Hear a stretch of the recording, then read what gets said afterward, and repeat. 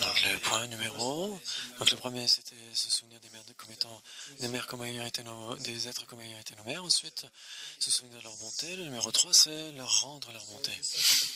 Donc le numéro 3 c'est rien d'extrêmement nouveau par rapport au deuxième.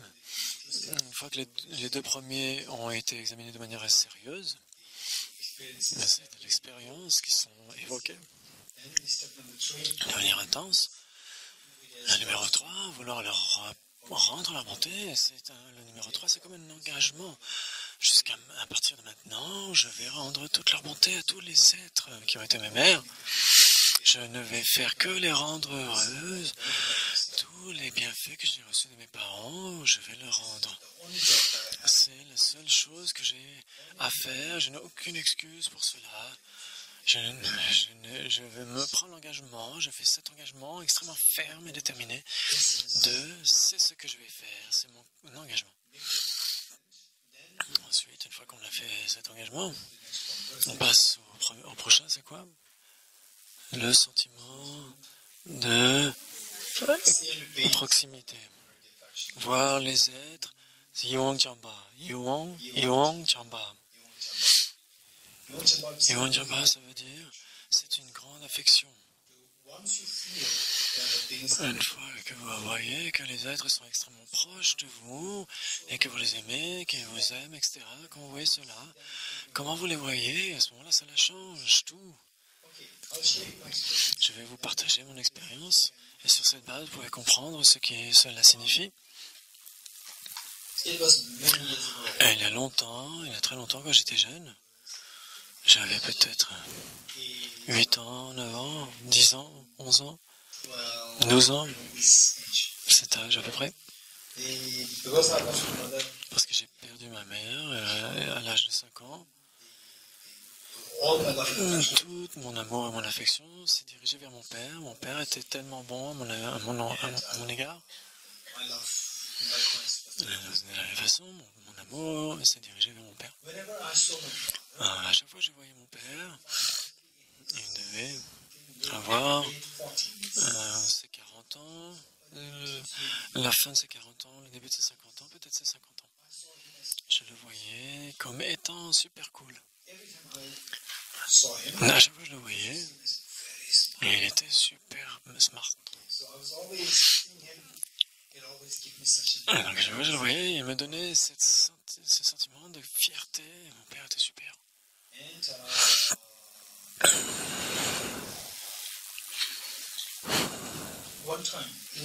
Et un jour, à l'école, je devais avoir 12, 13 ans.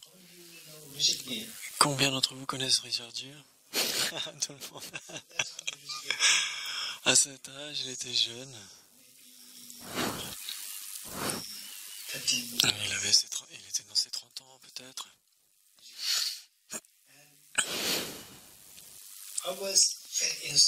J'étais très innocent, je ne savais même pas qui était Richard Gere. Alors, mes copains d'école disaient « Ah, mais il va venir à l'école et tout. » Je disais « Mais qui est-il? C'est un acteur. » Ah oui, c'est un acteur d'Hollywood. Et ok, les gens disent « Je le vois très différent. » Mais j'étais assez curieux. Et quand je l'ai vu, je me suis dit « Mais c'est qui ça ?» Il n'y a rien derrière. Et il ne pouvait pas s'être en comparé avec mon père. Pourquoi était-il si populaire et si célèbre? C'était mon sentiment. Et puis, maintenant, ma tante, la sœur de ma mère, j'étais chez elle et elle partageait par rapport à ma mère, elle m'expliquait quand les deux étaient des cousines. C'était la cousine de ma mère. Donc comment elle parlait de ma famille, etc., avant que je naisse, etc. Elle me disait que ton père a 7. Et donc il est d'une fratrie de 7 personnes. Donc ça, je le savais. Parmi les 7, et donc ton père est le plus âgé. Ton père est le plus moche. Je ne pouvais pas croire ce qu'elle me disait.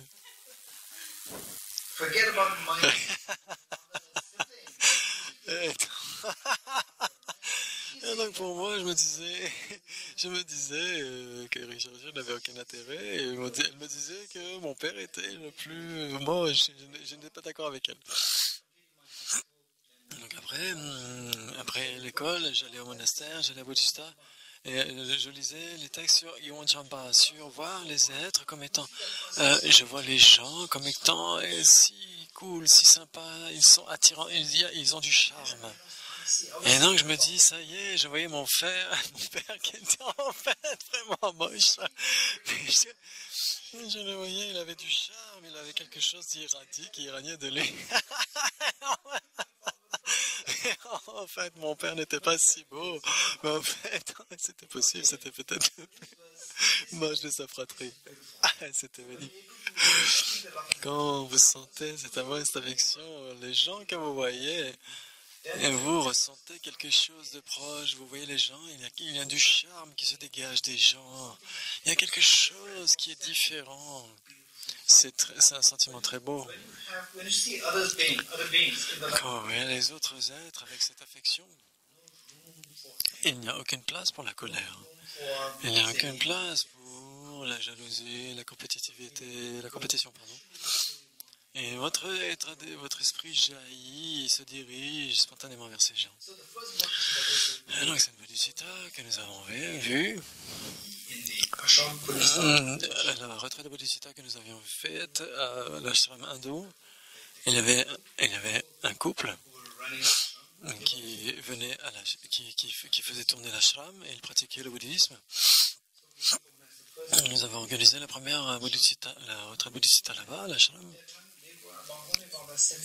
Et il y avait 17 participants. L'un d'eux, un gentleman de Mumbai, quand on expliquait ça, Iwon Champa, voir les êtres, les êtres avec de l'affection, une grande affection. Et il était assis sur une chaise. Il disait, Geshe-la, je peux vous interrompre pour une seconde? Et j'ai dit oui. Il a compris ce que j'avais dit. Et il a dit, en effet, il y a quelque chose qui est extrêmement magnifique. Il y a, dans ce monde, il y a seulement le plus beau des bébés du monde, tous les merlons. Dans ce monde, il y a un seul bébé qui soit le plus beau du monde, un seul. Et toutes les merlons dans les yeux de la mère. Votre enfant, peut-être au milieu d'autres, une centaine de bébés, et vous allez le choisir tout de suite. Vous savez tout de suite qui est là, parce que vous allez le voir d'une manière magnifique, et les autres à côté, c'est rien du tout. Parce que votre enfant, vous le voyez de manière magnifique. Et parce que c'est connu comme étant Iwon Champa. C'est la grande affection quand vous aimez dans votre esprit. Ce qui advient votre esprit, de n'importe de l'objet, c'est magnifique. Quand vous commencez à voir les êtres avec cet amour, cette affection, avec les deux méthodes, s'égaliser, s'échanger avec autrui, ou les 7 instructions, donc vous développez, et à un moment donné, quand vous voyez des gens neutres, Quand vous commencez à les voir, vous les voyez différemment. Par rapport à la façon dont vous les voyiez avant, vous disiez qui en a quelque chose à faire. Et donc là, vous vous dites, il y a quelque chose, il y a une certaine beauté, il y a quelque chose qui est beau, qui est attirant, il y a une connexion, votre esprit va vers ces gens, même si plus les gens sont difficiles, plus votre esprit va aller vers ces gens. Vous allez voir une beauté là derrière, c'est magnifique. Dans ma vie, il y avait une personne, ne me demandez pas qui, il y a une personne, depuis ma jeunesse, c'est une personne extrêmement difficile, extrêmement caractérielle, surtout quand j'étais petit. Je ne devrais pas dire quand exactement, c'est plus jeune que 16. C'était très difficile, mon esprit était tellement bouillonnant, tellement en colère.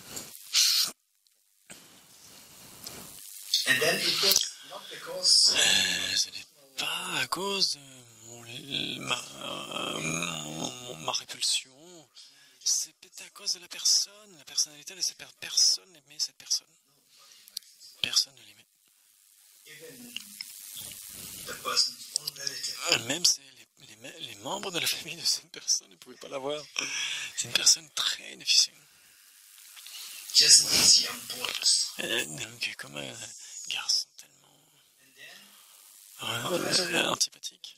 Et donc ensuite il est venu au monastère. On a étudié. Donc mes cours sur le Bodhisattva sont venus après la 4e année, etc.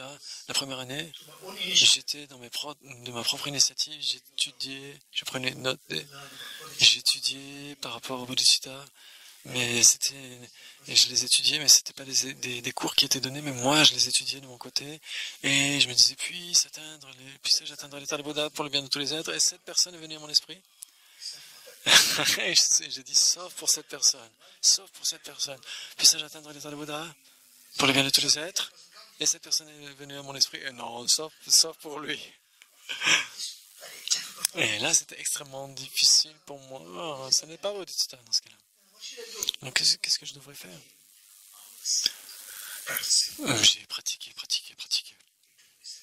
Et ça m'a pris des années. Et après un certain temps, cette colère grossière a fini par s'estomper.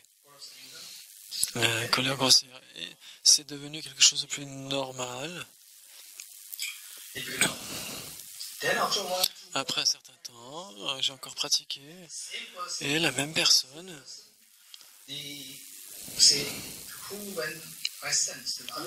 Quand j'ai ressenti que les autres personnes ne l'aimaient pas, je me suis senti tellement triste.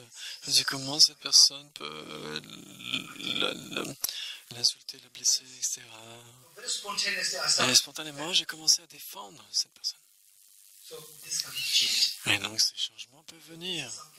Si vous pratiquez, ça viendra de toute façon. C'est ce que je voulais partager avec vous. C'est voir les êtres avec le regard de l'amour, de l'affection. Si vous pratiquez, vous allez voir les gens comme étant de manière différente et ils vont avoir du charme. Et donc quand ce sentiment vient, spontanément vous allez vers les autres. Votre esprit va vers les autres. Ensuite, c'est quoi? Ninja, la compassion, la grande compassion.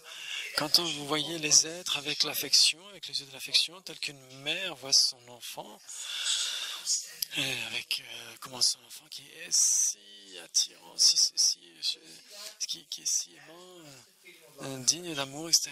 Donc ça c'est l'amour et l'affection. Et donc ça, une fois que c'est créé, maintenant la compassion, il y a deux choses. Il y a le sujet. Le sujet c'est quoi? C'est l'amour et l'affection. L'amour et l'affection. Donc ça, c'est déjà créé. Et maintenant, du point de vue du sujet, de l'objet, la souffrance. Vous voyez les autres souffrir. Donc, comment les êtres sont en train de souffrir dans les 6 royaumes, non, même dans les royaumes humains, la souffrance, la maladie, la vieillesse, la mort, la tension, les terroristes, les hospices, etc., les animaux dans les KFC, dans les abattoirs, comment les animaux dans les océans sont piégés et même se tuent les uns les autres, et comment les animaux dans la nature, chaque animal passe sa vie à avoir peur, même les tigres et les lions vivent dans la peur. Quand ils voient un animal plus faible, ils vont tout de suite le courir après. S'ils voient un plus fort, ils vont courir, ils vont s'enfuir. Ils sont toujours en train de vivre dans la peur. C'est une somme de souffrance. Par exemple, les zèbres et les gazelles, les bébés qui sont attaqués par les lions, les léopards, etc. Et les hyènes. Et donc, quelle souffrance quand la mère voit ça, voit son fils crier, hurler sous les crocs, etc. C'est la souffrance que les êtres éprouvent, que les êtres les animaux. Et donc, les gazelles, les zébras, etc. Ce n'est qu'une question de temps. Le temps quand on prend naissance comme cela, et puis après on reprend naissance sous forme humaine, puis après on reprend naissance comme ça, et puis après, etc. Et donc c'est cyclique.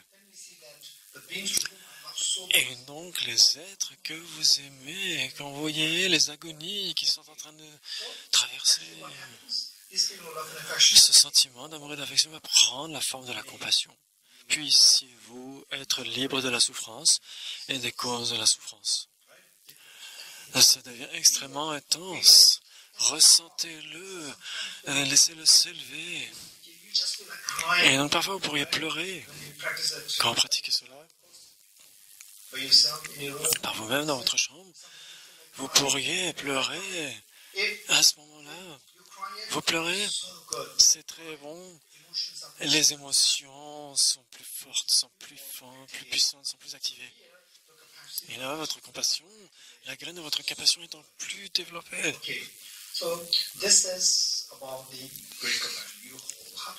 C'est la grande compassion. Donc, bien sûr, donc là, on cultive l'amour et l'affection du point de vue du sujet, et bien sûr, du côté de l'objet, il est nécessaire, bien sûr, d'évoquer les souffrances de la souffrance, les souffrances du changement, la souffrance qui imprègne les conditionnés, et cela est soumis aux 2 démons, la saisie d'un soi inhérent et l'égocentrisme. Tant qu'ils auront cela, ils ne seront jamais libres de ces souffrances, exactement comme moi qui suis sous l'emprise de ces 2 démons depuis si longtemps. Tous les êtres aussi, de la même façon, souffrent à cause de cela, et vous les aimez tellement. Et donc c'est une compassion si immense, si intense que vous avez, et de souhaiter que tous les êtres échappent à la souffrance et aux causes de la souffrance. Quand cela advient, c'est une indication. Par exemple, vous pourriez être comme une mère. Littéralement, vous vous sentez comme une mère. La mère,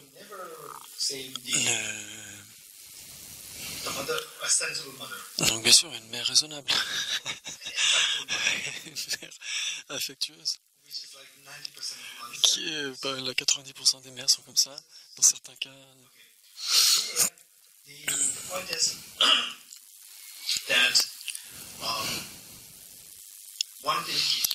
Une indication, c'est que la mère ne dira jamais du mal de son fils, même le dos tourné. N'est-ce pas? Si quelqu'un parle mal de son fils, la mère va défendre son fils. Jamais elle ne critiquera son fils quand il aura le dos tourné. Pour la raison, s'il y a une raison, pour son bien à lui, par exemple, à ce moment-là, Si la personne à qui elle s'adresse pourra aider son enfant, à ce moment-là, bien sûr, elle lui dira ce qu'il faut faire pour aider son enfant, etc.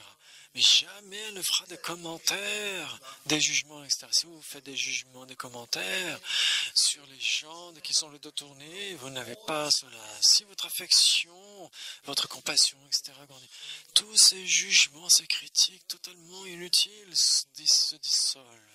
Uniquement l'amour et la compassion se développent. La personne peut voir cela en vous. Elles peuvent le ressentir. Et vous pouvez le ressentir aussi. Vous pouvez ressentir que comme vos propres enfants, votre propre fille, votre propre fils, vous allez ressentir les choses comme cela.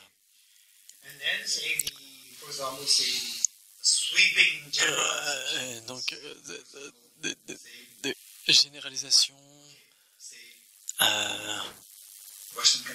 Par exemple, par exemple, vous n'aurez pas non plus de jugement excessif, tel que, par exemple, les pays modernes, l'islam, etc. Vous n'allez pas vous dire, ah, ça c'est des gens, etc., etc. En fait, ce sera le contraire. Vous allez développer votre cita, moi, en tant que Tibétain.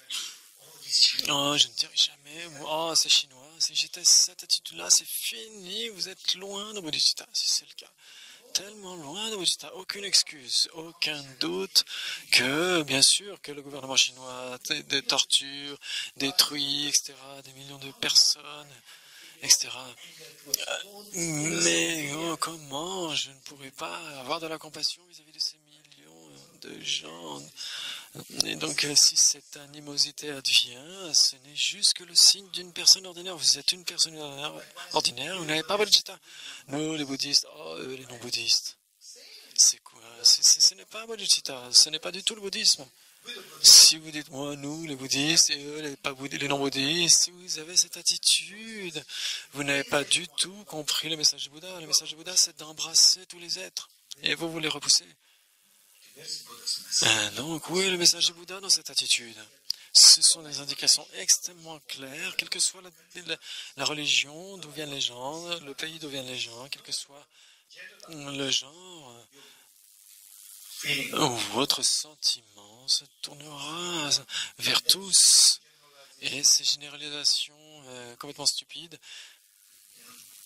ne viendront plus. Les occidentaux, les asiatiques diront les occidentaux. Et puis les bouddhistes diront les non-bouddhistes, et les non-bouddhistes diront vous les bouddhistes. Et au sein du bouddhisme, on dira les Théravada, les Mahayanistes, en fait c'est pas des vrais bouddhistes. Les Mahayanistes diraient ils sont inférieurs. Les Mahayanistes vont dire vous êtes des bouddhistes inférieurs. Et les Theravada vont dire vous n'êtes pas des vrais bouddhistes. Vous n'êtes même pas bouddhistes en fait. Et donc, ce sont des indications qu'il n'y a pas du tout l'amour et l'affection. Si ces choses cessent, ça veut dire que vous commencez à vous tourner vers Bodhisattva et que vous voyez tous les êtres avec les yeux de l'amour et de la compassion. C'est si précieux, n'est-ce pas? Et les filles pourraient dire les garçons ne savent pas. Et les garçons vont dire ça c'est les filles. Ça, ce sont des généralités tranchées, etc. Et donc ça veut dire qu'on n'a pas du tout développé l'amour et l'affection. Si l'amour et l'affection est bien, c'est comment la mère voit ses enfants, surtout les plus faibles. Donc la mère va donner un amour exceptionnel à son enfant vulnérable. Le plus jeune, il y en a un qui est extrêmement... Imaginons qu'une mère a 2 enfants, il y en a un qui est très compétent, il est super à l'école, et il a tout ce qu'il faut, etc. Il est si discipliné, tout le monde l'aime, il est très populaire, etc. Donc ses profs, tout le monde le loue, le font des compliments, et l'autre, et le âgé, est moins... Il est un petit peu plus brut de décoffrage, etc. Il est moins habile, etc. À l'école, etc. Et les gens ne l'aiment pas, etc. Mais la mère, si la mère aime véritablement les deux, elle va montrer plus d'amour à qui? Au plus jeune ou au plus âgé? à celui qui est plus vulnérable ou pas. Le plus jeune, elle est très compétent, tout le monde l'aime. Tout le monde l'aime elle. Et le plus âgé, c'est celui qui manque d'affection, elle va lui en donner d'autant plus. N'est-ce pas? Pas parce qu'elle a une attitude biaisée, mais parce qu'elle ressent qu'il a besoin de cela. Elle ne veut pas qu'il soit écarté par les autres, etc. Et donc, parce que grâce à l'amour et à l'affection, vous allez plutôt défendre les gens qui sont plutôt faibles et vulnérables, plutôt que de faire des généralisations tranchées, etc., des discriminations exagérées, etc. Et donc ces actions ordinaires, ces commentaires que vous allez faire, les jugements par rapport aux autres, etc., tout ça, ça va lentement s'estomper. Et quand ça advient, ces jugements, il y a des... Et donc parfois vous dites vous n'aimez pas cette personne, et que parfois quand vous êtes près de cette personne, vous avez un certain inconfort. Et donc quand ces choses adviennent, et donc ce sont les causes de votre propre agitation, mais vous n'en avez pas conscience. Quand vous sentez l'amour et l'affection, toutes ces habitudes vont s'éliminer. Et non, de manière naturelle, vous allez de manière égale vers les êtres. Et votre vie sera tellement plus facile, plus confortable, plus magnifique. Vous verrez que chaque moment, c'est l'activation de Bodhicitta. L'activation de Bodhicitta vous rend plus proche de l'éveil. À chaque fois que vous voyez tous les gens avec de l'amour et de la compassion, qu'elles soient neutres, hostiles, etc., vous les voyez comme étant un facteur d'activer votre nature de Bouddha. Vous les voyez comme un facteur qui vous permet de vous rapprocher de l'éveil. Non, quelqu'un qui vous mène à l'éveil, c'est si précieux. Vous êtes extrêmement reconnaissant vis-à-vis de ces êtres. C'est une pratique extrêmement précieuse. Et donc ça, c'est la véritable compassion. Et donc avec cette grande compassion, après, pour la suite, ce sera plus facile. Puissiez-vous être libre de la souffrance et des causes de la souffrance. Ça, c'est la grande compassion. Ensuite, la question qui va venir. Qui va le faire? Par comment? Qui va le faire?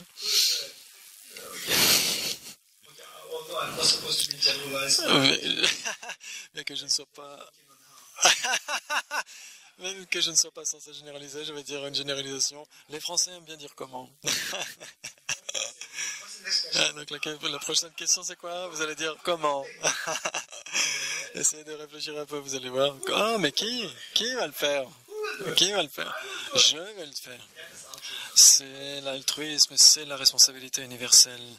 Je vais prendre cette responsabilité que tous les êtres vont être libérés de la souffrance, etc. La grande compassion est montrée de manière explicite et la bienveillance est implicite. C'est-à-dire que dans la compassion n'est pas seule. Quand il y a la compassion, il y a la bienveillance. La grande compassion, c'est explicite et l'amour bienveillant, c'est implicite. Vous pouvez faire ces deux pratiques ici.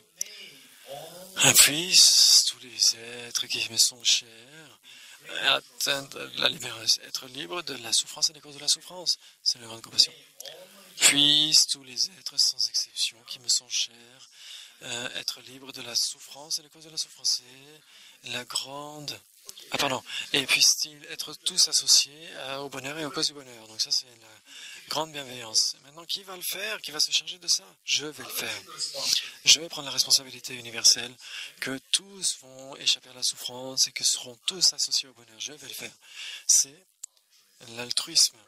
C'est le point numéro 6. Altruisme ou responsabilité universelle. Ensuite, comment je vais le faire? Comment je vais le faire? Vous comprenez? Et donc, ce que nous avons fait dans la partie par rapport à l'égalisation et l'échange de soi-même avec autrui, maintenant, on va donner la réponse. Quelle est votre réponse? Comment vous allez le faire? Et donc, on l'a déjà appris, ça, en tant que partie des 9 points de l'échange de soi avec autrui. Comment on va le faire? On va atteindre l'état de Bouddha. en devenant un Bouddha, en perfectionnant les trois qualités, les trois qualités de l'amour parfait, la connaissance parfaite et la puissance parfaite. En obtenant ces perfections de ces trois qualités, c'est ce qu'on appelle l'éveil. J'atteindrai l'éveil pour le bien de tous les êtres qui me sont chers. C'est bodhicitta. C'est si précieux. À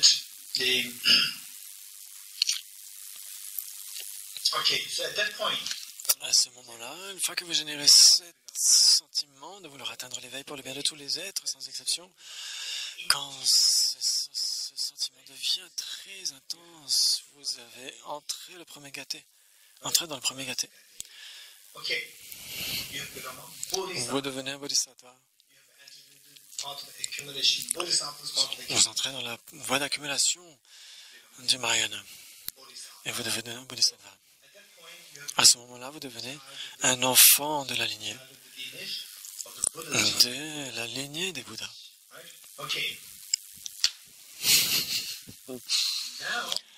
Maintenant, et donc on est entré dans le premier gâté. Et comment est-ce qu'on procède au prochain gâté? Comment est-ce qu'on procède? Est-ce qu'on entend par le gâté, ensuite par le gâté, puis par la samgate, puis beauté soi? Ce sont constitués comme étant les 5 voies. Donc ça, vous le savez, voie d'accumulation, voie de préparation, voie de vision, voie de méditation et voie de l'apprentissage. Les 5 voies. Et donc je vais vous expliquer très brièvement les 5 voies.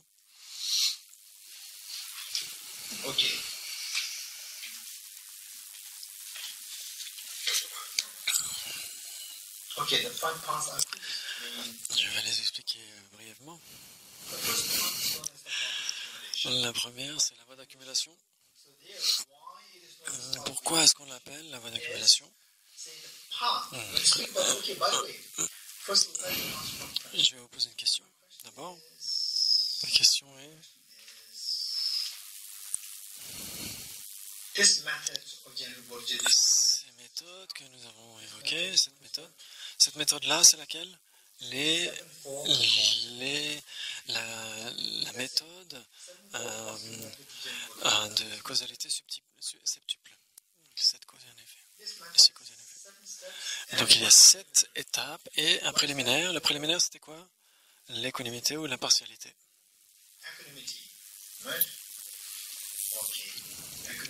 L'impartialité.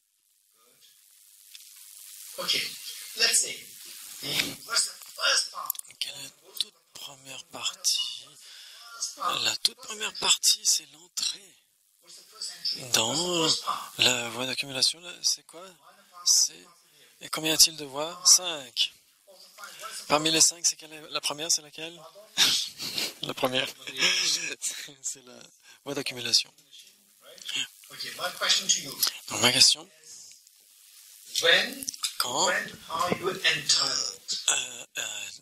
quand accédez-vous au statut? Quand accédez-vous au statut? Quand êtes-vous éligible? Quand êtes-vous entré dans la voie d'accumulation? Quand?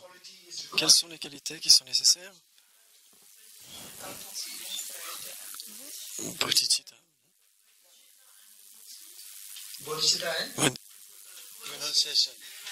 And renunciation. Donc le bodhicitta, si on a bodhicitta, le renoncement c'est un prérequis, Donc disons bodhicitta. Quand vous avez bodhicitta, le renoncement c'est automatique. Donc bodhicitta, qui d'autre? L'altruisme commence à devenir très puissant. When altruism becomes spontaneous and very powerful. Donc à ce moment-là, bodhicitta. Quand on parle de bodhicitta, quand il prend la forme de bodhicitta sous une forme extrêmement puissante et spontanée, à ce moment-là, on parle de gâté, le premier gâté. La voie d'accumulation, qui d'autre? Katia? And also calm abiding. On a aussi besoin de la concentration. Ça, c'est compliqué. Parce que je dis que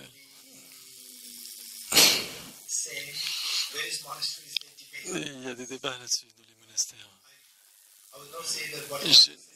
Je ne dirais pas que ce que dit Katia est faux, parce que certains monastères le disent. Certains manuels des institutions monastiques disent que pour Bodhisattva, on a besoin de calme mental. Mais en général, ce n'est pas nécessaire. En général, les érudits disent que ce n'est pas nécessaire. Donc, allons voir le point de vue le plus généralement accepté. Et donc, quand on a Bodhisattva, donc quand c'est généré, c'est sans controverse. Et donc, une véritable bodhisattva, spontanée, sans effort, à ce moment-là, vous entrez dans la voie d'accumulation. Accumulation. Ma question, ce qu'a dit Marie, quelle est l'étape juste avant bodhisattva? L'altruisme, ou la responsabilité universelle. Quand vous êtes au niveau de l'altruisme, vous devez encore aller à bodhisattva. Pourquoi l'altruisme? Quand vous avez un altruisme authentique, pourquoi n'est-ce pas là la voie d'accumulation? Pourquoi vous n'êtes pas entré dans la voie d'accumulation? Pourquoi pas? Pourquoi ce n'est pas encore désigné comme étant la voie d'accumulation, Fritz? Vous n'avez pas le but encore. Vous n'avez pas l'intention. Il y a une intention, je vais prendre la responsabilité. Et on a une intention pleine entière. Mais on ne sait pas quoi faire. Vous savez quoi? Je vais prendre la responsabilité. Mais on ne sait pas comment. On ne sait pas comment le faire correctement. Qui d'autre? Katia? Beaucoup de personnes sont altruistes, mais ne veulent pas pour ou aller dans le chemin de la fidélité. Il y a l'étape, il y a la dernière étape. There are many people who are very, very altruistic, but they don't necessarily wish to obtain enlightenment. Pourquoi l'altruisme n'est pas encore la voie d'accumulation? Nico? Peut-être parce que Bodhisattva, c'est un état d'esprit principal qui imprègne toutes les pensées, les actions, etc. L'altruisme, non, mais pourquoi pas non? Pourquoi non? On la travaille encore d'une façon conceptuelle. Elle n'est pas... Parce qu'on travaille... Bodhisattva? Oui, L'altruisme? oui, c'est ça. Because it's not effortless bodhicitta or altruism. It's still we need some kind of effort to generate that.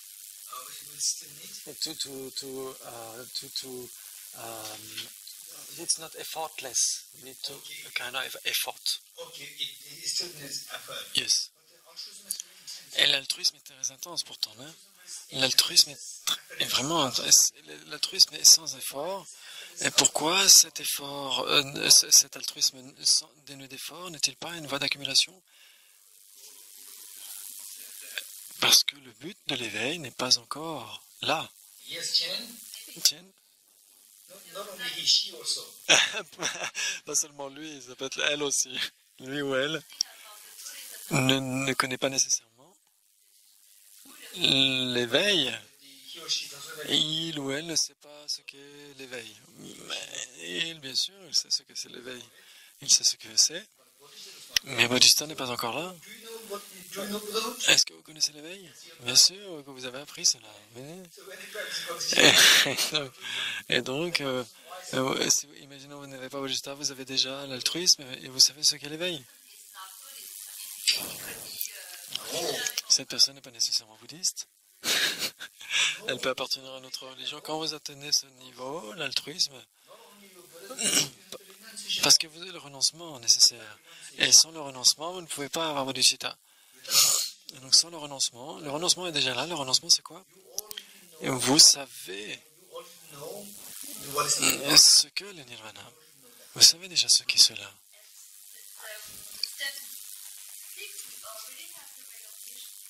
Yes. Ah, on a déjà le renoncement, oui. Oui, on a déjà le renoncement. Déjà. Second step. Les étapes, les 7 étapes, vous devenez un bodhisattva. This long time ago. Vous êtes un bouddhiste depuis longtemps. Et là, vous devenez un bodhisattva. Pour devenir bouddhiste, c'est pas si difficile. Yes, Aude. Et Aude, Ils ont développé un bodhisattva d'engagement, c'est qu'avant c'est une inspiration et peut-être que ils s'engagent réellement à agir. because quand ils ont dans la voie d'accumulation, when they enter the path of accumulation, it's because they have the bodhisattva of engagement. Okay. My question is, Ma question est, pourquoi, the path of accumulation, pour la voie d'accumulation, on a besoin de bodhisattva? why not path of accumulation? Et pourquoi la voie d'accumulation ne commence pas avant? Pourquoi pas? Virginia. Virginie? Donc le nom de la voie, c'est accumulation. Et quand on a bodhisattva de manière spontanée, toute action qu'on a, cet état est sous-tendu par cet état d'esprit de bodhisattva. Et on accumule bien plus de vertus parce qu'on a ce bodhisattva toujours avec nous dans notre esprit. Et avec et vous avez fait aussi toujours l'altruisme aussi. Et donc ensuite la bodhisattva est peut-être plus puissant. Et donc les moins puissants, et par rapport au bodhisattva aussi, il y a aussi différents types de bodhisattva, plus ou moins puissantes, etc. Et donc l'altruisme est plus que la grande compassion, n'est-ce pas?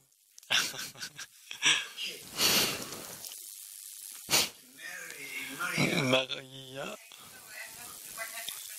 je ne suis pas sûr à 100%, mais la bodhisattva, la compréhension conceptuelle de la vacuité est nécessaire, ce n'est pas nécessaire, non. Ensuite, qui d'autre? Océane. Peut-être entre l'altruisme et bodhisattva. On n'accumule pas suffisamment de vertus. Vous avez déjà accumulé beaucoup de vertus. Je vais prendre la responsabilité de tous les êtres, de sorte de tous les êtres. C'est magnifique comme vertu. Et donc, la réponse a été donnée par Fritz. Et il n'y a pas un but spécifique, explicite. Pourquoi le but est nécessaire? Pour la voie d'accumulation, pourquoi le but est nécessaire? Si on veut, l'altruisme, c'est aussi aller quelque part. Pourquoi a-t-on besoin de but? Hein? Diane a dit. Et donc, Fritz a besoin du support de Diane. Parce que c'est une voie. Une voie, ça veut dire qu'il doit y avoir un but. S'il n'y a pas de but, et donc on reste simplement assis dans un champ, on n'a pas de but. Et donc, puisqu'il n'y a pas de but, il n'y a pas de voie. Une voie, et quand vous êtes au milieu du champ, ça c'est Kalachakra, c'est le centre Kalachakra, je dois aller là. À ce moment-là, l'endroit dans lequel qui se trouve entre là où vous êtes assis et Kalachakra, c'est la voie, ça devient la voie. Ça veut dire que la voie d'accumulation, il doit y avoir un but. Pour que Bodhicitta puisse, je vais atteindre l'état de Bouddha. Le but est là, dès l'instant où le but est établi, la voie est établie. Avant cela, pour l'altruisme, il n'y a pas de but. Et puisqu'il n'y a pas de but, il n'y a pas de voie. Même si vous êtes au milieu de ce qu'on appelle une voie, par exemple au milieu d'une route, ce n'est pas une route pour vous, puisque vous n'allez nulle part. Et donc la réponse de Fritz est supportée par celle de Diane. On a la réponse complète. Vous avez compris? Ce n'est pas très clair. Dites-moi. Non, Diane a donné. Daniel. Donc, la question c'est l'altruisme. L'altruisme en Bodhicitta. Pourquoi n'est-ce pas la voie d'accumulation? Qui d'autre? Qui veut répondre? Qui veut le dire dans vos mots à vous? Donc, assembler la réponse de Fritz et la réponse de Diane. Et à ce moment-là, qui veut répondre? Pour le rendre clair? Nico? Parce que l'altruisme, c'est je vais prendre la responsabilité. Le Bodhicitta, c'est l'état d'esprit je vais moi-même atteindre l'état de Bouddha pour le bien de tous les êtres. Et donc, sans cela, il n'y a pas le but à atteindre. Et donc, prendre la responsabilité n'implique pas qu'on se destine à un but précis. Et donc, s'il n'y a pas de but, il n'y a pas de voie vers ce but. Et je peux comprendre les mots, mais dans le processus, la séquence, pourquoi divisons-nous à cette étape? Quand on parlait de la grande compassion,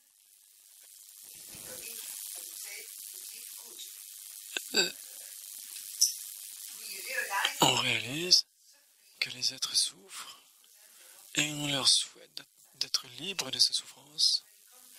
Et donc on est convaincu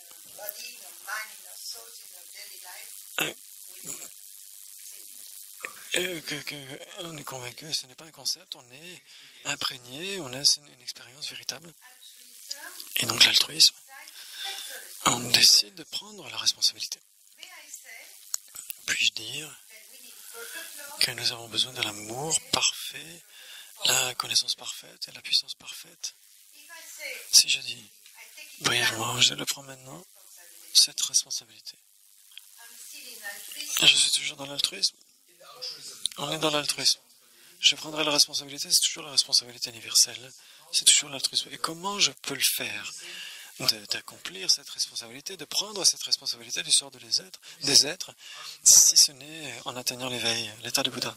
Et donc, si je veux obtenir les 3 qualités d'un Bouddha, à ce moment-là, puisse-je atteindre l'état de Bouddha?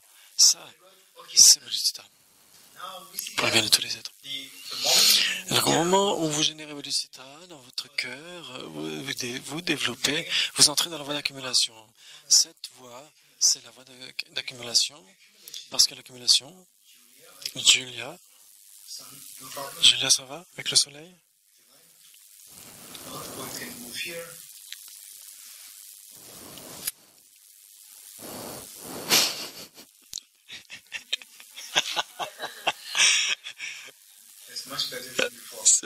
C'est beaucoup mieux qu'avant.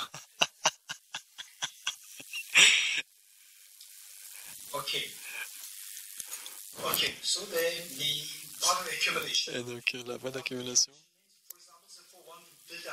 Et donc pour construire une maison, vous avez besoin de réunir du matériel.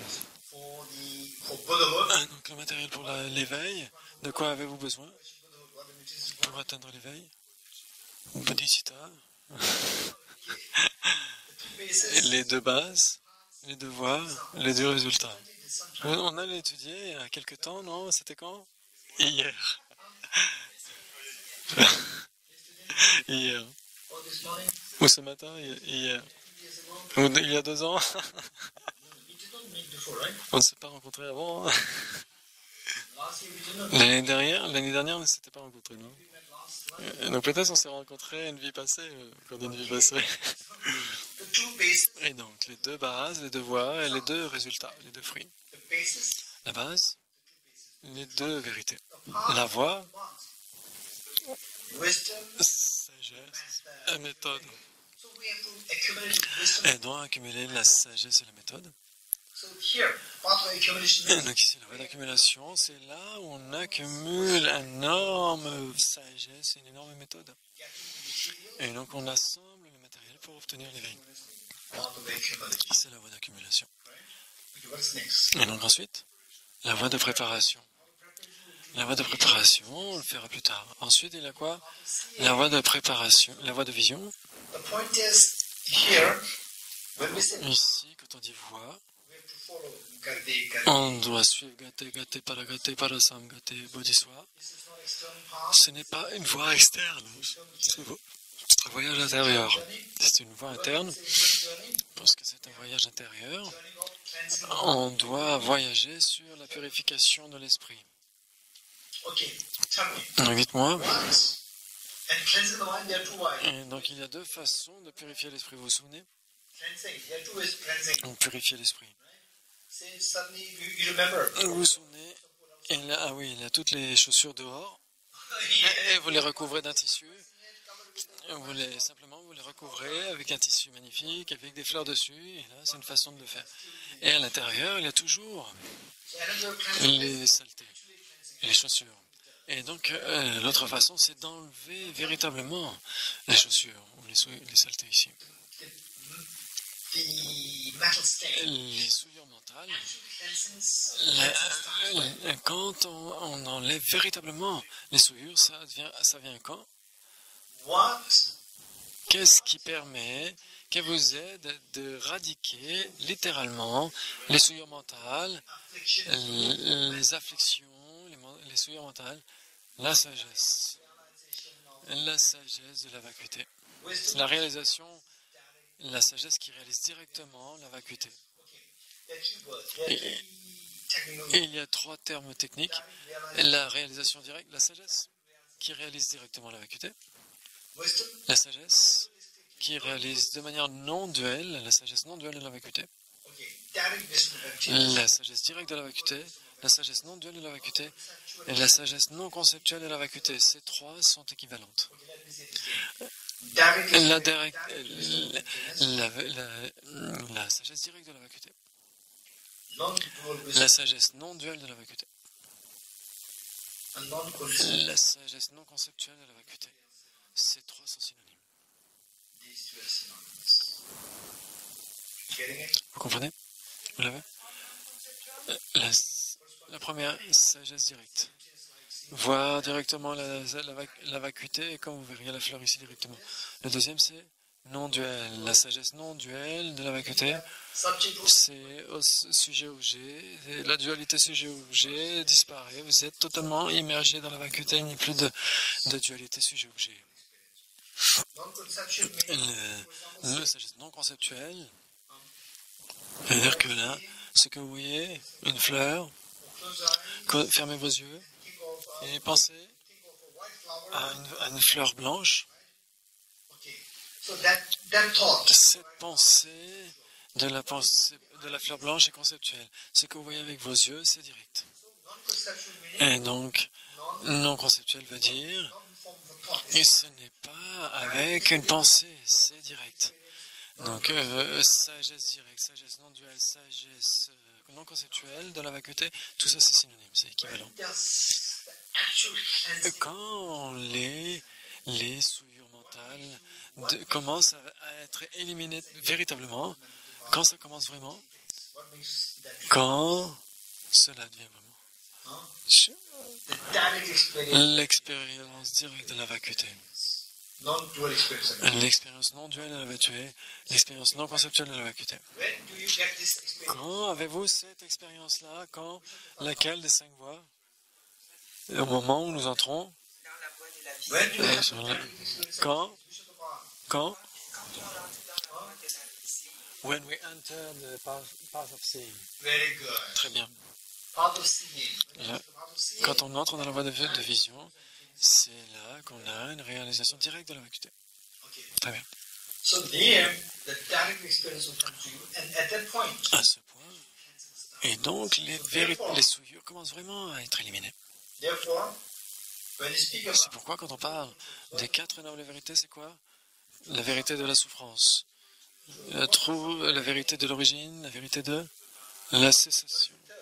La cessation. the cessation of suffering, and number 4, Et la vérité de la voie qui mène à la cessation. Donc le 3, c'est la vérité de la cessation de la souffrance pas simplement recouverte par le tissu, la souffrance totalement entranchée à la racine. C'est la cessation. Le 4, la voie menant à la cessation, c'est une sagesse non duelle de la vacuité. Le jour où vous avez une réalisation directe de la vacuité, vous entrez dans les voies. number 4, Vous entrez parmi les 4 nobles vérités, vous entrez dans la 4e. Et donc, pour entrer dans la 4e, vous devez avoir, vous allez entrer ensuite dans la 3e noble vérité. Quand on dit Bouddham Sharanam Gacchami, je prends refuge dans le Bouddha, Ah, pardon, Dharma, je prends refuge dans le Dharma. Le Dharma, c'est quoi? C'est la réalisation directe de la vacuité et la cessation des souillures dues à la réalisation directe de la vacuité. Le véritable Dharma, ce sont les deux dernières vérités. La voie, la réalisation directe de la vacuité.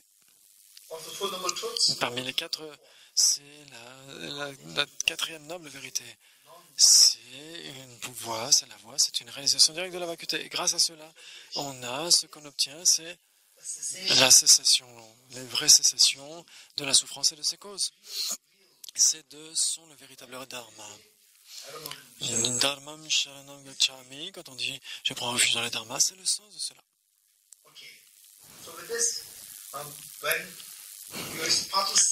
Donc c'est la voie de vision. La purification mentale commence à venir. Avant cela, toutes les purifications que vous allez faire des prosternations, vos sadhva, toutes ces pratiques que vous allez faire, c'est une purification comme recouvrir les chaussures avec le tissu et les fleurs, etc. Ce n'est pas les trancher les racines. Trancher les racines, c'est à la voie de la vision. Quand vous obtenez ce niveau, vous voyez la vacuité directement à ce moment-là, à un moment, vous devenez un arya. En anglais, c'est traduit par les êtres supérieurs ou les êtres exaltés en anglais. Donc en français, c'est les êtres supérieurs ou les nobles, les êtres nobles, les êtres supérieurs. Et donc, vous avez des qualités supérieures, et c'est pourquoi on vous appelle un arya, un être supérieur. C'est la voie de vision. Ensuite, la voie de vision, c'est quand? C'est là où le véritable voyage advient, vraiment. Le voyage de la purification véritable des souillures, c'est quand vous obtenez la voie de vision. Avant, c'est quoi juste avant? La voie de préparation. La voie de préparation, c'est quand vous vous préparez à obtenir la réalisation directe de la vacuité. Vous vous préparez à cela. Vous vous préparez à obtenir cette voie de vision. Pour vous préparer cela, pour obtenir cette sagesse non duelle, pour enfin commencer à purifier véritablement les souillures mentales. Ensuite, qu'est-ce qu'il y a? La voie de méditation. C'est laquelle? La quatrième? La voie de méditation. C'est quoi? Gate gate? Paragate? Parasamgate. Très bien. La voie de méditation, c'est Parasamgate. La voie de méditation, c'est vous avez déjà obtenu les remèdes actuels, véritables, pour vous débarrasser des émotions négatives, des souillures. C'est cet antidote qui est la sagesse non duelle de la vacuité.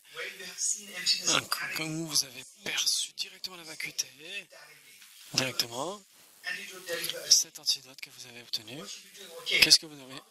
Qui d'entre vous, dans votre vie, avait souffert de la tuberculose? Personne? Personne. Y a-t-il quelqu'un qui est infirmier ou nurse? Infirmière? 2? 3? Je vais tester les infirmières. Vous vous souvenez en cours de médecine sur la tuberculose?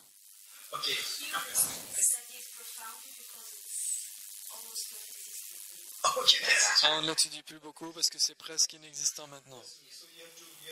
Et donc, vous devez aller à la Croix-Rouge, par exemple. À la Croix-Rouge, par exemple. La Croix-Rouge en France, ça ne fait pas sens. Il faut aller à l'extérieur de France pour... Et donc, disons que dans certains endroits où les gens souffrent de tuberculose, mais ils n'ont pas les médicaments. Vous comprenez? Ils n'ont pas les médicaments. Maintenant, vous avez la médecine, le médicament. Même si vous mangez de la bonne nourriture, vous faites attention à votre santé, vous avez une hygiène de vie, etc. Vous pensez que la tuberculose va s'en aller pour autant? Non. Vous devez prendre les antibiotiques. Suddenly, right Maintenant, soudainement, parce que vous avez rencontré la bonne personne, ou vous êtes dans un endroit où vous n'avez pas encore rencontré la bonne personne, vous êtes dans un endroit isolé, et soudainement, vous trouvez la bonne personne, ou l'infirmière ou le docteur qui va vous dire vous souffrez de la tuberculose et vous donne les médicaments. Et donc, vous aviez ces problèmes pendant les 5-6 dernières années, et enfin vous trouvez une trousse comme les médicaments que Geshe-la donne le nom, etc. Donc il donne le nom. Et donc vous les avez. Et ces médecins vous dire combien de temps vous devriez prendre ce remède. De 9 mois à une année. Maintenant, la version moderne, c'est 6 mois. La version moderne, c'est 6 mois. De 9 mois à 12 mois. Donc, on va dire entre 6 mois et 1 an. Okay. Are these medicines real medicines? Est-ce que ces médicaments sont vraiment des médicaments? Et vous êtes vraiment, vous débarrassez de la tuberculose, croyez-moi. Donc, ces mots, vous pouvez me faire confiance, je connais ces médicaments qui sont contre la tuberculose. Si vous prenez ces médicaments, est-ce que la tuberculose va être soignée? Oui, mais qu'est-ce que vous prenez ces trois? Je ne suis pas un docteur, je ne suis pas infirmière, mais vous me faites confiance. Mais faites-moi confiance, je connais ces médicaments. Ce sont les 3 médicaments pour la tuberculose.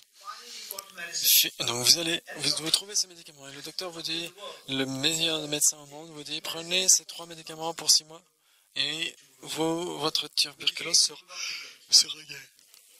Et vous ne les prenez pas. Okay, the Dutch will take it. Les Néerlandais les prendraient, les Français les prendraient.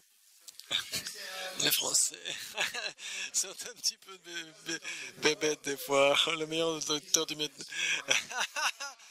Les Français vont dire ce médecin n'est pas français, donc je ne prendrai pas ce médicament. But this medicine is supposed to treat you Et with donc, the first dose. vous prenez la première dose. You fix the first dose. And the next day you say, no, it's Et après vous dites, ça ne m'a pas guéri. what would you say? Qu'est-ce que vous allez dire? Je vous devais les prendre pendant 6 mois. Not just one dose. Pas simplement une seule dose. See the emptiness once. Vous voyez la vacuité une seule fois, ce n'est pas suffisant. Your problems will not. Votre problème ne va pas être éliminé. Vous devez, de manière répétée, grâce à la méditation, la familiarisation, la voie de méditation, vous devez, de manière répétée, voir la vacuité directement. Vous devez la voir directement et la percevoir encore et encore, la percevoir directement. Et c'est la voie de méditation. N'est-ce pas? Then you go over again. Et donc encore, vous le faites pendant 6 mois. Qu'est-ce qui advient? Et la tuberculose, c'est fini. All your mental Et problems toutes vos souillures what happens? sont parties. Bodhiswaha. Bodhisattva, You gotta eat this Buddha. c'est l'éveil. Okay. Good. Now the point is that what I'd like to share with you. Ce que je vais partager avec vous, c'est que Okay. If nothing really bad happens in between, s'il n'y a rien de mauvais qui advient entre deux, how many of us here combien d'entre nous eventually like 5 years older than what we are now? vont vieillir de 5 ans? If untimely death, Si une mort impromptue n'advient pas, qui vieillira de 50, 10 ans, tous, nous. Et il n'y a pas d'exception. right? Okay. Therefore, the point is that while the aging Pourquoi? Alors, tandis que la vieillesse va venir, qu'est-ce qui fait que cette vieillesse va venir? Notre esprit va être de plus en plus heureux ou notre esprit va être de plus en plus de moins en moins heureux? Et donc, on va vieillir encore plus. Là, on va être nostalgique de notre jeunesse. Lesquels des deux vous voulez? La première vieillesse ou la deuxième? La première. Ok, donc notre job, c'est de pratiquer. Si nous pratiquons cela, il n'y a aucun doute. Bien sûr, parfois, vous pourrez vous sentir démoralisé. Parfois, je vous préviens, parfois, vous vous sentirez démoralisé et ça va devenir si mécanique. Ça m'arrive aussi. Ça arrive à tout le monde. Je suis sûr que le Bouddha Shakyamuni a traversé ces états aussi quand il a développé Volusta et qu'à certains points c'est devenu si mécanique, et pas d'expérience, etc. J'en suis sûr. Sa sainteté le Dalai Lama, dans Bouddha Shakyamuni. Et non, mais avec la constance est très importante. Initialement, on n'allait pas pour les qualités, aller pour de chercher la constance. Chercher la constance. N'allez pas chercher la quantité, mais allez chercher la qualité. Oui, pas la quantité, mais la qualité. La qualité de constance. Ne faites pas pendant 2-3 heures dès le départ. Faites petit au début. Faites une pratique. Ce n'est pas la quantité qui compte, c'est la régularité, la constance. Et pratiquez régulièrement. Si vous le faites régulièrement, vous pourriez avoir une certaine expérience qui pourrait vous faire pleurer. Et puis, progressivement, ça pourrait devenir plus mécanique, etc., sans expérience. Et donc, cela veut dire que vous avez le temps, c'est le temps pour vous d'étudier plus. Et quand vous continuez à étudier plus, continuez à lire ce livre. Yes. En français. Yes. Je vais le traduire. On va le traduire en français. Alors ce livre, ne lisez pas 20 pages par jour. Sinon, vous n'atteindrez pas la ça. Et donc, lisez un maximum une page par jour. Si vous vous sentez fatigué, lisez une strophe. Si vous lisez une strophe, ok. Après une strophe, vous êtes fatigué. Ok, je peux lire une strophe, même si je n'ai pas le temps. Hop, je peux lire une strophe et je peux aller dormir. Une strophe au moins. Faites-le. Ayez une habitude. Et donc pour enrichir votre étude, pour enrichir votre expérience. Et de la même façon que l'expérience va devenir stable, le progrès ne va pas être comme une étoile filante, ça va être dans une diagonale. Une diagonale, c'est pas vertical. Ce n'est pas comme une fusée. C'est diagonal. Et ça commence petit, mais c'est très stable. Alors que si c'est vertical, c'est pas très stable, ça peut tomber, ça peut retomber. Avec la constance, vous pouvez revenir, faire en sorte que ce soit en diagonale. Et ça, c'est très précieux. Et donc tout le monde doit en passer par là, avec ses expériences. Pour cela, la constance est si précieuse, n'est-ce pas? Tirez avantage de n'importe quel instant, quand vous êtes dans le bus, dans le métro, dans la voiture, quand vous êtes dans le train, dans un avion, quand vous voyez les mamans, les enfants, les relations, etc. Observez cela. Et rappelez-vous, quand vous étiez à leur place, quand vous étiez un jeune enfant, une jeune fille, un jeune garçon, ressentez les sensations, les sentiments vis-à-vis de vos parents, votre mère, votre père. Ça devrait être pratiqué.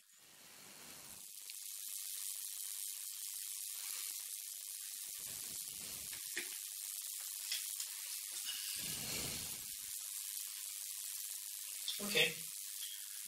So Demain, on fera le fil rouge de la pratique.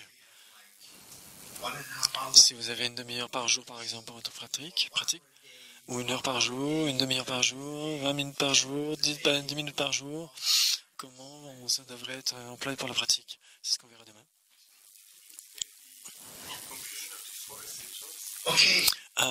Geshe-la, est-ce que vous pourriez expliquer brièvement la conclusion des 4 essentiels? volunteers to answer. Et il y avait des gens qui voulaient répondre. Fritz is done. Ah, Fritz, la question de Fritz a été faite. Fritz has two. Fritz avait deux questions. One was over. Une a été répondue dans l'enseignement de Geshe-la. Donc, ça va. Yes. So who else? Ah, qui d'autre avait une question? Maria also wanted to. Marianne en avait deux. Aude has. Right? Aude? Right. Aude, tu as écrit des questions? Non, pas aujourd'hui. Tienne? Je n'ai Earlier, précédemment, I gave the response. je vais vous donner la responsabilité de me rappeler des questions. C'était l'une. Non, tu n'avais pas une réponse. Eh, tous les gens ont oublié les questions qu'ils devaient me rappeler. Qui d'autre devait me rappeler une question? C'était la conclusion des 4 essentiels. C'était la dernière? Il n'y avait pas quelqu'un d'autre? Yeah, no question. Virginie, il n'y avait pas? Oui, t'es sûr? So seems like Il semble que les gens sont très satisfaits finalement. Ouais. Ils ont oublié les questions qu'ils devaient poser. conclusion. La conclusion, on la fera demain. Et rappelle-moi de ça demain.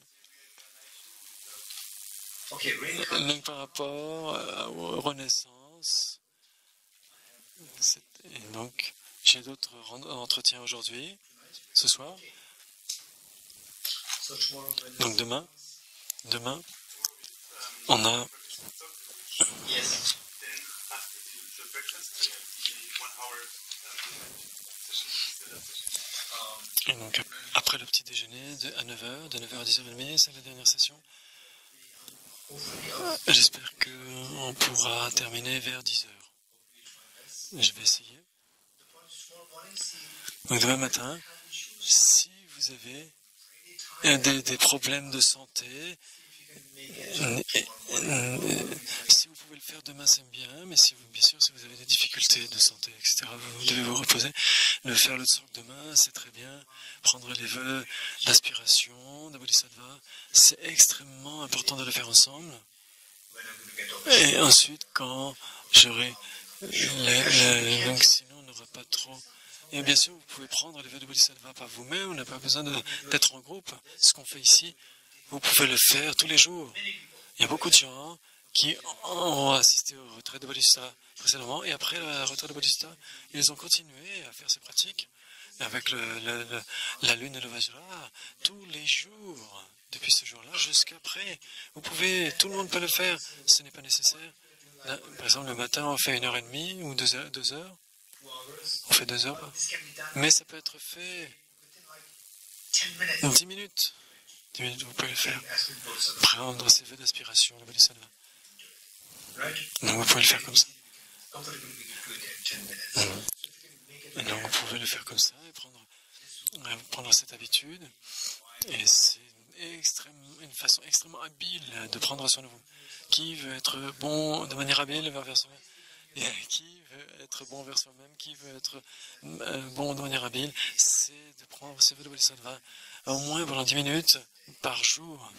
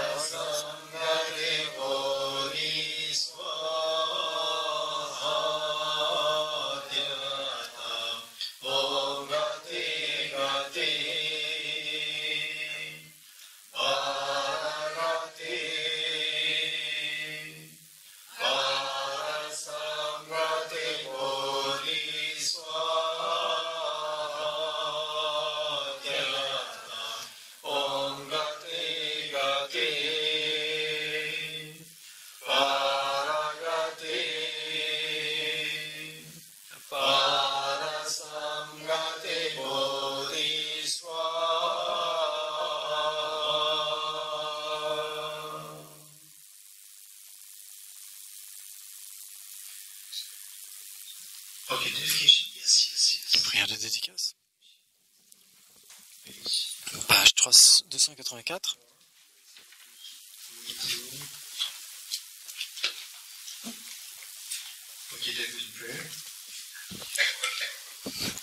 Dans la terre pure du Tibet, entourée de montagnes enneigées, vous êtes la source de tout bienfait, de toute joie, au Tenzin Gyatso. Avalokiteshvara en personne, puissiez-vous demeurer jusqu'à la fin du samsara. Avec la sagesse de la cité du héros Manjusri, à l'instar de Samantabhadra, afin de m'entraîner à suivre leur exemple, je dédie pleinement toutes ces vertus. Je dédie toutes ces racines de vertu avec la dédicace acclamée comme étant la meilleure par les vainqueurs, ainsi à l'aide des trois temps, afin que je puisse accomplir de bonnes activités.